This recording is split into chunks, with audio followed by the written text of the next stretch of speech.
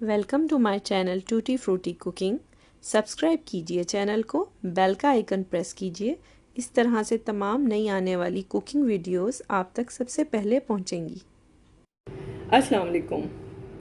ये दही बड़े आप देख रहे हैं, ये बेसन की बूंदी और जो भल्ले मैंने रखे हुए हैं बना के रमज़ान के लिए, ये उनसे मैंने तैयार किया है। इनको आप बना के आराम से 3 से 4 हफ्ते के लिए एयर टाइट जार में डाल के फ्रिज में रख सकते हैं। इसके अलावा कोई क्वेश्चन हो तो कमेंट बॉक्स में ज़रूर कर लीजिएगा। ये आप बनाएं, इंजॉय करें। बहुत मज़े के बने हैं, इंशाल्लाह ताला आपको बहुत पसंद आएंगे। इसी तरह से बहुत सारी मेरे चैनल पे वीडियोस पड़ी हुई हैं, आपने ज़रूर उनको एक दफ़ा देख लें और जो रेसिपी पसंद आए उसको ज़रूर ट्राई करें। ठीक है, अब इसकी रेसिपी की तरफ चलते हैं। ये मैंने थोड़ी सी पकौड़ियाँ ली हैं, यानी बेसन की बूंदी या बेसन की पकौड़ियाँ, जो भी आपके इलाके में इसको कहा जाता है। साथ मैंने जो आपको भल्ले बनाना सिखाए हैं, इसकी रेसिपी मैं ऐड कर चुकी हूँ मीठे दही बड़े में। आप उसको भी चेक कर सकते हो। ऊपर आई बटन पे क्लिक करेंगे तो आपको मीठे दही बड़े की रेसिपी भी मिल जाएगी और डिस्क्रिप्शन बॉक्स में भी मैं डाल दूँगी। बेसन की बूंदी या बेसन की पकौड़ियाँ, इनकी रेसिपी भी आपको ऊपर आई बटन पे मिल जाएगी या नीचे डिस्क्रिप्शन बॉक्स में, वीडियो के लास्ट में भी शायद मैं डाल दूँ। ठीक है, तो इंशाल्लाह आपको इनकी दोनों की रेसिपीज़ मिल जाएंगी। ये छोटी सी वीडियो मैं बना रही हूँ ताकि मैं आपको बता सकूँ। इनको 3 वीक्स और 4 वीक्स आप आराम से फ्रिज में सिंपली जार में किसी एयर टाइट डाल के रख सकते हैं। जितनी भी बनाएं और इनको सेव कर लें, जितना चाहिए हो, जिस वक्त आपको ज़रूरत हो आप निकालें और उसको इस तरह से हमने इस्तेमाल करना है। नीम गर्म पानी लेना है, तेज़ गर्म नहीं लेना, नीम गर्म पानी। ठीक है, और उसमें मुझे 4 इस वक्त डालने हैं, ज़्यादा नहीं बनाने, थोड़े बना रही हूँ मैं। तो तकरीबन 4 मैंने बड़े लिए हैं, 6 भी ले सकते हैं। और उसके साथ तकरीबन ये 1.5 कप जो हैं बेसन की बूंदी या बेसन की पकौड़ियाँ हैं, इनको मैं भिगोऊंगी अराउंड तकरीबन ये 5-7 या 10 मिनट, 5 से 10 मिनट के अंदर चेक करूँगी मैं। जब मुझे लगेंगे कि हाँ जी ये सॉफ्ट हो चुके हैं, फिर मैं इनको निकाल लूँगी।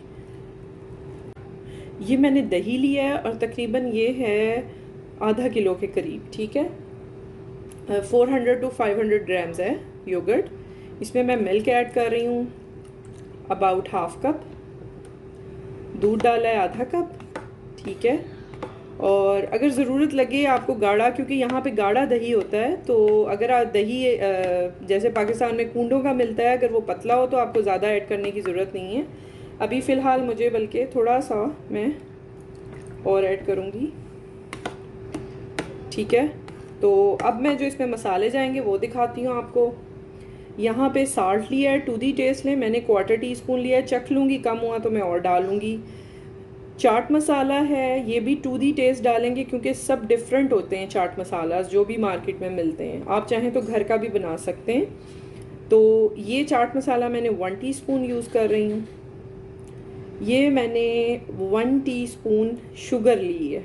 ठीक है, इससे ज़्यादा ना लीजिएगा, हमने सिर्फ एक थोड़ा सा नमक के फ्लेवर को ना, साल्ट को इन्हांस करना होता है। साथ थोड़ी सी कुटी हुई मिर्च है, 2 pinch crush red chilli, 1 pinch of red chilli powder. ये ऑप्शनल हैं दोनों, अगर आपने डालने हैं तो डालें, नहीं तो कोई बात नहीं है, स्किप कर सकते हैं। ये चीज़ें मैंने ऐड कर दी हैं। ठीक है, अब मैं इसको अच्छी तरह से मिक्स कर लूँगी। ये देखें, अच्छी तरह से मैंने इसको मिक्स कर लिया है, फेंट लिया है।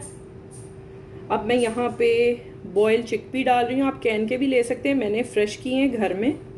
ये मैंने ऐड किए हैं अबाउट हाफ कप। साथ मैंने थोड़ा सा प्याज लेके उसको बारीक काट लिया था, बिल्कुल फाइन। ठीक है, आप चाहें तो इसको बारीक चॉप भी कर सकते हैं। और ये मैं ऐड करूँगी, ये एक छोटा प्याज आप समझ लें है। ठीक है, ये चला गया। साथ मैंने एक सबसे छोटे साइज़ का टमाटर लिया है, उसके बीज निकाल के काट लिया था, ये मैंने ऐड कर दिया है। ये 1 मीडियम साइज़ का पोटैटो था, उसको बॉईल करके मैंने काट लिया, ये ऐड कर दिया। ठीक है, अगर ज़रूरत लगेगी तो मैं और थोड़ा सा ऐड कर लूँगी, मैंने थोड़ा थोड़ा साइड पे रखा है। ये तकरीबन 10 मिनट लगे हैं, बिल्कुल अच्छे से ये सॉफ्ट हो गए हैं, देख रहे हैं आप, ये देखें। अब मैंने इनको प्रेस करना है इस तरह से, पानी इनका निचोड़ना है और इसके अंदर होपफुली आपको नज़र आ रहा होगा डिप कर देना है। इस तरह से आपने इस तरह से कौड़ियों को पकड़ना है, ड्रेन करना है पानी और ऐड कर देना है। इस तरह से हमने इसको मिक्स कर लेना है।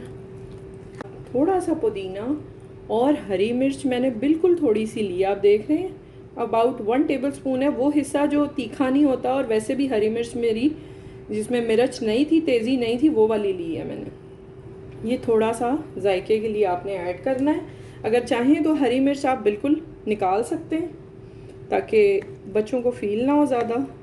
ये बिल्कुल बैलेंस तरीके से बनाए गए हैं, मैंने कोई नमक मिर्च इसमें ज़्यादा नहीं रखा, ठीक है, क्योंकि हम लोग ज़्यादा नहीं खाते। ये जो है ये अब मैं इसकी फ़ाइनल लुक देती हूँ। ये देखिए, ये मैंने डिश आउट किए हैं। थोड़े से टमाटोज़ इस तरह से, ये जस्ट गार्निश है, इस तरह से गार्निशिंग कर लें आप, ठीक है। इमली की चटनी है, उसकी रेसिपी भी आपको मिल जाएगी डिस्क्रिप्शन बॉक्स में या ऊपर आई बटन पे क्लिक करके। ये दही भल्ले रेडी हो गए हैं। मैं इमली की चटनी भी थोड़ी सी डालती हूँ और आपको दिखाती हूँ। ये देखें, ये मैंने बना के रखी हुई है, आप भी इसको बना के प्रिजर्व कर सकते हैं चटनी को। और ये माशाल्लाह जो है ना 2-3 महीने आराम से आपकी फ्रिज में शीशे के बर्तन में रह सकती है। ये मैंने इस तरह से डाल दी है, आप चाहें तो ऐड करें, नहीं तो ना करें, कोई बात नहीं है, या जिसने खानी है वो डाल ले अपनी प्लेट पे। इस तरह से ये रेडी होते हैं, बहुत ज़बरदस्त बने हैं, प्लीज़ इसको ज़रूर ट्राई कीजिएगा। प्रिजर्व करने का बेसन की बूंदी और भल्लों को मैंने तरीका आपको बता दिया है। इंशाल्लाह आप इस तरह से बनाएंगे, पूरा रमज़ान और किसी भी मौके पे आप निकाल के फ्रिज में से बनाएं, आपको बिल्कुल भी ये ऐसा नहीं फ़ील होगा कि आप कोई पुरानी बनी हुई चीज़ खा रहे हैं, फ़्रेश होते हैं बिल्कुल, ठीक है। इंशाल्लाह मज़ीद अच्छी रेसिपीज़ के साथ आऊँगी। अपना ख्याल रखिएगा, टेक केयर, अल्लाह हाफ़िज़।